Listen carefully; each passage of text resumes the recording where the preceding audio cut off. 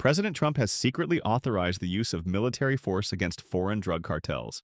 Now, before you get caught up in the headline drama, let's take a deeper look. What does this really mean? How does it fit into the broader U.S. foreign policy approach? And what are the real risks here? On August 8, 2025, Trump signed a secret directive ordering the Pentagon to prepare military operations targeting Latin American drug cartels. These cartels, groups like the infamous Sinaloa cartel and others, were officially designated as foreign terrorist organizations earlier this year.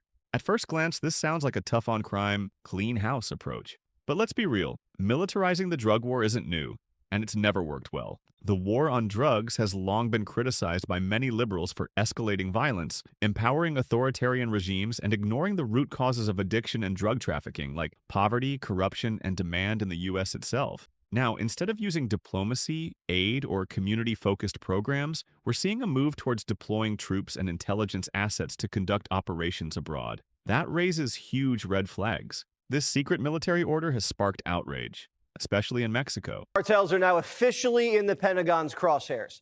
And it's not just the wall anymore. Trump ordered the kill shot. The days of local drug busts and random motels, they were fun, but that's Breaking Bad stuff. Trump wants to take the fight to El Chapo's front yard. We're talking about sending military forces to fight against the drug cartels in Latin America. Do you think it's worth sending our forces, our U.S. forces there to take this on? Cartels where? Central Latin America. Well, Latin America's got a lot of cartels. They've got a lot of drugs flowing. So, we want to protect our country. We have to protect our country. We haven't been doing it for 4 years. And we love this country like they love their countries. We have to protect our country. So, we're playing a tough game. According to the New York Times, behind the scenes, Trump's moving all the pieces into place to pull this off. Mexico's got a big problemo. Yes, but it has nothing to do with Mexican territory. It has to do with their country. It does not involve our territory. So it would be within the United States? Within the United States, exactly. El Presidente doesn't comprehende. This isn't a Mexican standoff. This is an order. The CIA is already flying surveillance drones over Mexican territory, gathering intel on the battle space. And Trump's not sending diplomats. He's sending Hegseth, maybe with a new title. Mexican President Claudia Sheinbaum quickly rejected any possibility of U.S. troops operating on Mexican soil. She stressed that any unilateral military action by the U.S. would be a blatant violation of Mexican sovereignty. And she's right to be concerned. Invading or conducting military operations in another country without clear consent is a dangerous path, and it risks destabilizing an already fragile region. For decades, the U.S. has pushed its neighbors with policies that sometimes resemble interventionism. From the School of the Americas training controversial regimes to drone strikes and covert operations. This latest move just continues that pattern. The U.S. military's involvement in drug interdiction and eradication efforts dates back to the 1980s, especially in Colombia and Central America. The result? Massive human rights abuses, millions displaced, and cartel violence often getting worse, not better. When we use the military approach to complex social problems, we often see a cycle of violence rather than resolution. Drug cartels don't disappear because of bombs and raids. They adapt, they mutate, and the violence just spreads to civilians and marginalized communities. There's also a domestic angle here. While the cartels operate abroad, the demand for drugs in the U.S. fuels the entire system. So, sending troops to fight cartels overseas without addressing addiction, healthcare, and criminal justice reform at home is just putting a Band-Aid on a bullet wound. Moreover, a lot of people in this administration, people in power, the FBI director, the attorney general, the deputy attorney general, and more, spent years building up the release of these files. And now the collective group has kind of done a 180. Doesn't it make you wonder what they've been saying to each other about it behind the scenes over all these months and what they're being asked to protect?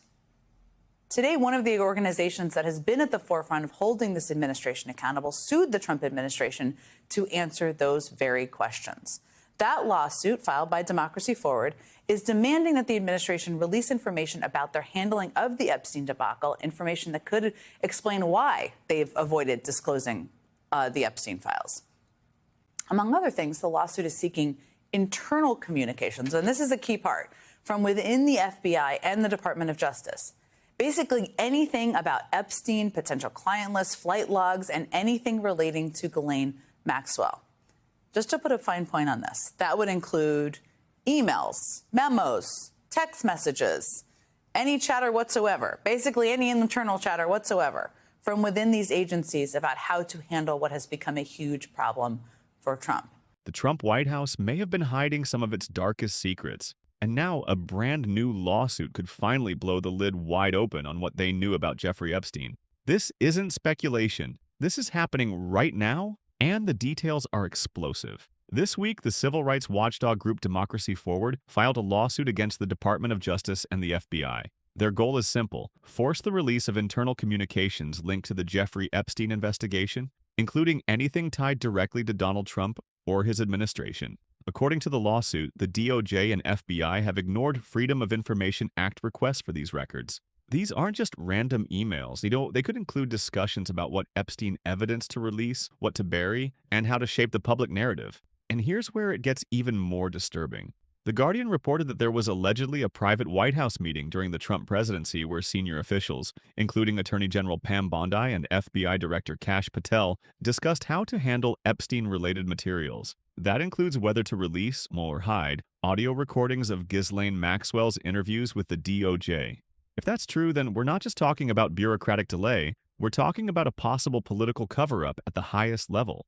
No president, Republican or Democrat, should be able to hide critical evidence about a convicted sex offender who moved in elite political and business circles. The public has a right to know if political connections influenced how Epstein's case was handled, abuse of power. If Trump's DOJ and FBI were strategizing behind closed doors about how to protect allies or suppress damaging evidence, that's not law and order, that's obstruction.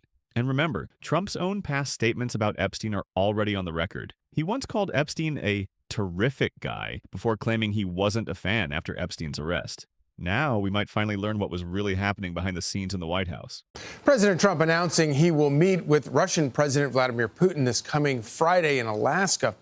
It will be the first in-person meeting between leaders of the U.S. and Russia since Moscow launched its deadly 2022 invasion of Ukraine. Putin reportedly told U.S. envoy Steve Witkoff this week that he's willing to halt the war if Ukraine simply hands over the Donbass region in the eastern part of the country. All right, before we wrap up, here's a major live development. President Trump has confirmed he'll meet with Vladimir Putin on August 15th in Alaska, a summit aimed at negotiating an end to the Ukraine war. Trump has even floated the possibility of a territorial swap between Ukraine and Russia. But Ukrainian President Volodymyr Zelensky has pushed back hard. He's made it crystal clear that Ukraine will not cede a single inch of its land, and any peace deal that sidelines Kyiv is a deal that's fundamentally flawed. So there you have it. Trump and Putin are meeting, but if Ukraine isn't at the negotiating table, Zelensky says it's a dead solution that won't work. We'll keep monitoring this closely, and let's hope any real peace includes Ukraine's voice. See you next time.